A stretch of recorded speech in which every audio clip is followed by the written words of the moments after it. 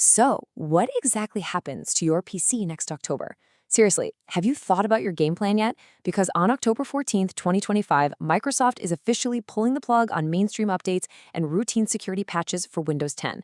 For a whole lot of us, that looming deadline is forcing a really uncomfortable decision about our perfectly good hardware.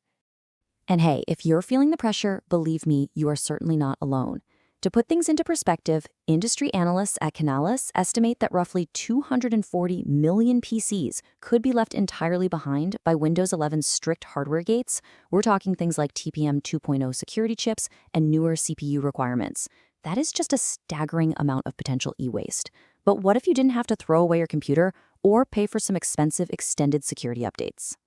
Well, welcome to this explainer. Today, we're unpacking a highly practical, step-by-step solution to this exact problem, migrating to Zorin OS 18.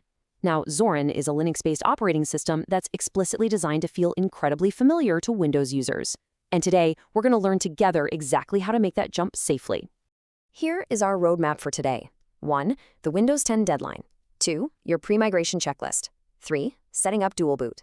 4. Running legacy Windows apps. And 5. Cloud and cross-OS files. Let's dive right into Section 1, the Windows 10 deadline. The clock is ticking on older hardware. The core problem here is pretty obvious, right?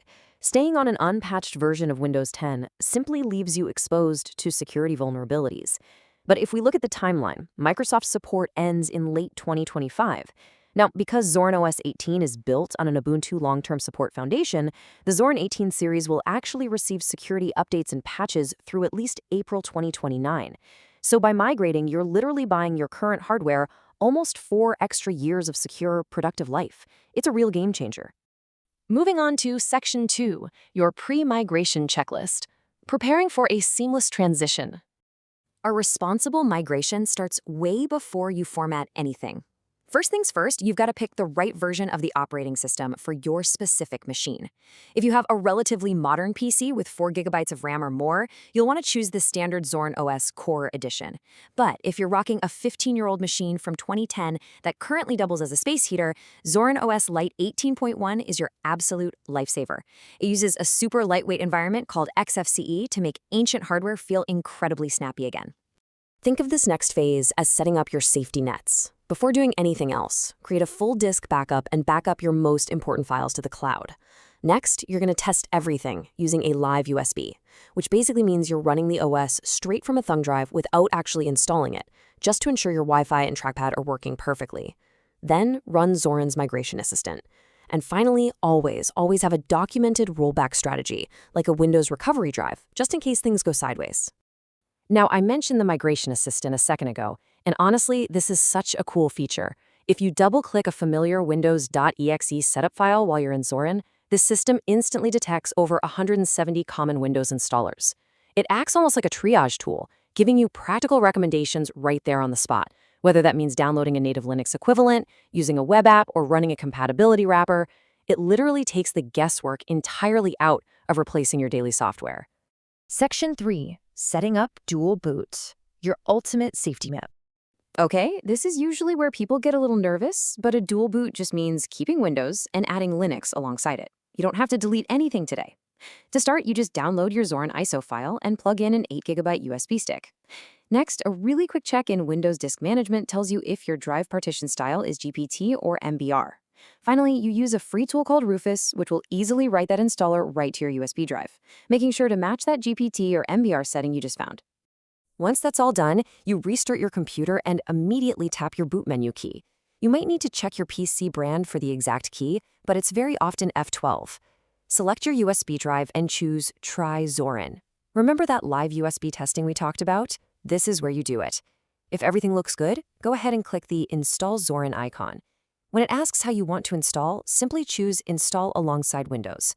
The installer actually gives you this handy little visual slider. You just drag it left or right to easily carve out exactly how much hard drive space you want to give to Zorin. It is incredibly user-friendly. Section 4. Running legacy Windows apps. Bringing your essential.exe files with you. Now let's address the elephant in the room. What about those 2 or 3 Windows programs you simply cannot live without? Well, enter a brilliant tool called Bottles. Zorin utilizes a universal packaging system called Flatpak to create these isolated mini container environments specifically for Windows applications. It's kind of like building a tiny, self-contained Windows world just for one specific app to live in. And the absolute best part? There are zero complicated terminal tricks required here. Because the whole thing is completely graphical, getting it running is an absolute breeze. You just install bottles right from the software store, click Create a new bottle, give it a name, and let it build that container for you. Then simply click Run Executable and point it straight to your Windows setup file. Whether it's a specific utility you need or download manager, the interface quietly handles all those complex translation layers right in the background. The apps run smoothly, they run natively, and they feel right at home. Section 5. Cloud and Cross-OS Files. Accessing your documents anywhere. So you've got your apps sorted out, but how do you actually manage your files across two different operating systems? Well, it's surprisingly seamless. When you're booted into Zorin OS, your old Windows C drive is sitting right there in your file manager. Zorin natively accesses that partition without any fuss whatsoever. So if you say left a PDF on your Windows desktop, you literally just open the Windows drive in Zorin, find the folder, and drag and drop the file over.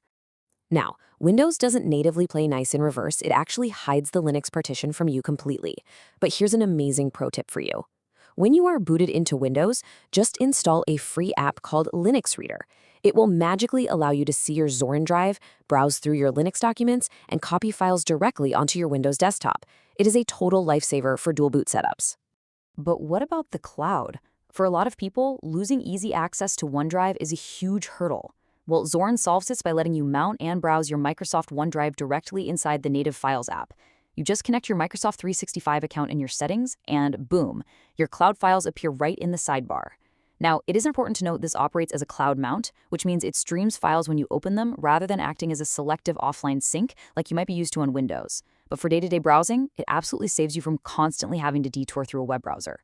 And speaking of the browser, Zorin includes a fantastic web apps utility. This tool lets you take websites like Office 365, Microsoft Teams, or Google Docs, and essentially convert them into first-class desktop shortcuts.